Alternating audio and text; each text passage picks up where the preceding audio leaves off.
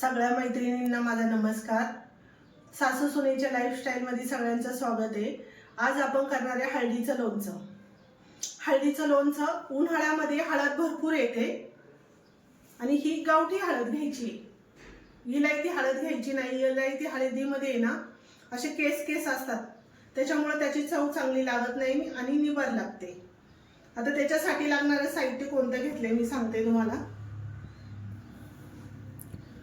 हळद घेतली पावशर, 3 लिंब घेतल्यात, हिरवी मिरची घेतली, आल्याचे तुकडे घेतले 2-3 मोठे।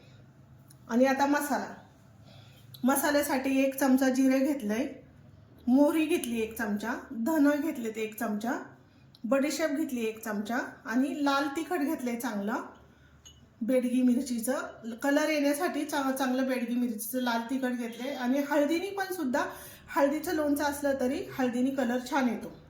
आणि मीठ आणि तेल घालणार आहे।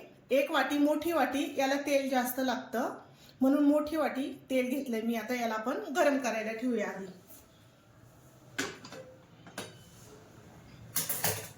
आपला मसाला होईपर्यंत तेल गरम होईल इकडं।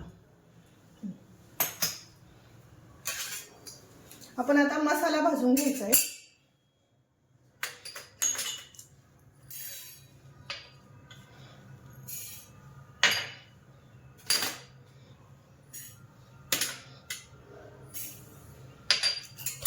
हलकं भाजून घ्यायचं याला, जास्त भाजायचं नाही, थोडंसं हलकं भाजून घ्यायचं याला।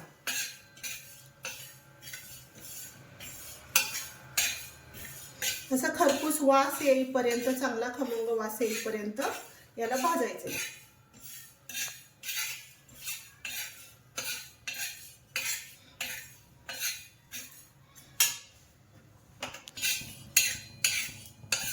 आपले मसाला चांगला भाजून झालाय।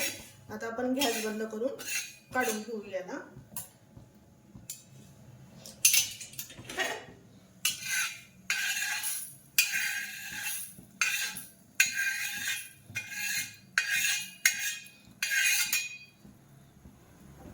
हे थंड झालं का आपण बारीक जरा दरदर असं मिक्सरला वाटून घेणार आहे। आपण आता ही हळद किसून घेणार आहे।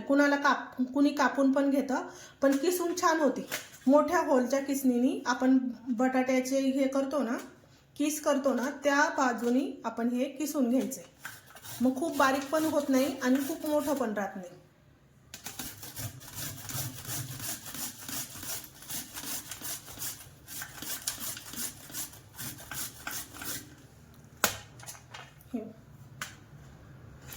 हे असं होतं। आता आपण सगळी हळद किसून घेऊया। आपली हळद आता किसून झालेली आहे। हे बघा ही अशी किसून झाली। आता आपण याच्यातच आलं किसून घेणार आहे। हे असंच आलं किसून घ्यायचं याच्यामध्ये।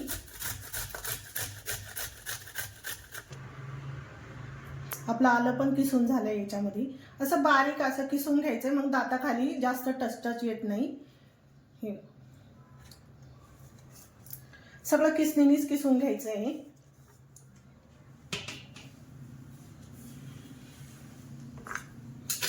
याच्यात आपण आता ही बारीक चिरलेली हिरवी मिरची घालूया।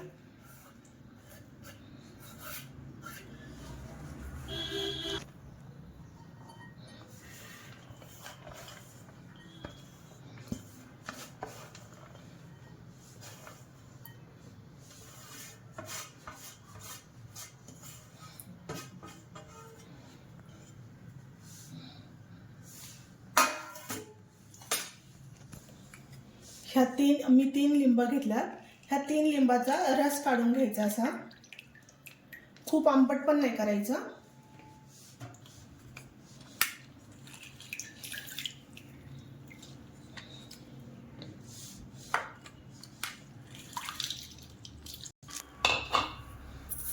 हा जो मसाला भाजलेला होता आपण आता तो जरा वाटून घेऊया।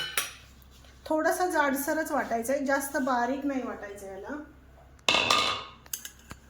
हे इतकं असं बारीक वाटून घ्यायचंय, दरदर थोडंसं, खूप बारीक पण नाही आणि खूप जाड पण नाही, मध्यम ठेवायचं असं।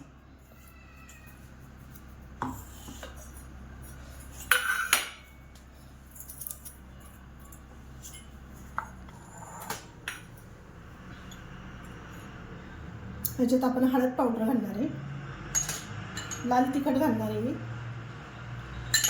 आणि हिंग घालणार आहे. हिंगाची चव खूप छान लागते लोणच्याला.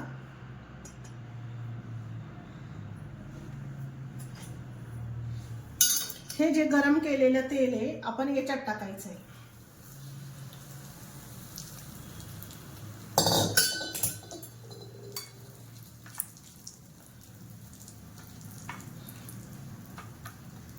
आता हे थोडंसं थंड होईपर्यंत आपण याला आता बाजूला ठेवून देऊया. याच्यात घालूया 3 लिंबाचा रस आहे.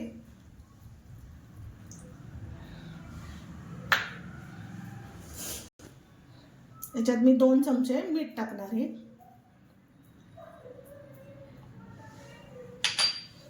आता आपण हे मिक्स करून घ्यायचं आहे.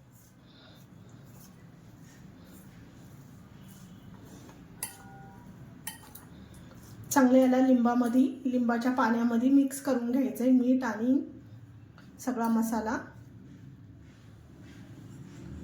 आता याला वरून आपण हा मसाला टाकायचा.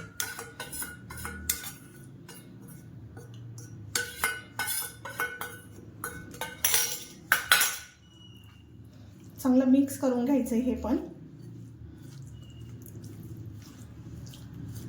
याला रंग छान येतो हळदीच्या लोणच्याला. हे बघा, लाल तिखट आणि हे बाकीचं घातलं का रंग खूप सुंदर दिसतो याला. लोणच्याला जास्त तेल, ह्या लोणच्याला हळदीच्या जास्त तेल लागतं, म्हणून याला जास्त थोडंसं तेल जरा जास्त वापरावं लागतं. मग त्याच्यामुळं लोणच्याला बुरशी येत नाहीये. 2 ते 3 महिने हे लोणचं आरामात टिकतं. याला चांगलं मिक्स करून घ्यायचं तेलामध्ये आणि काचेच्या बरणीमध्ये हवाबंद पॅक करून ठेवायचं याला.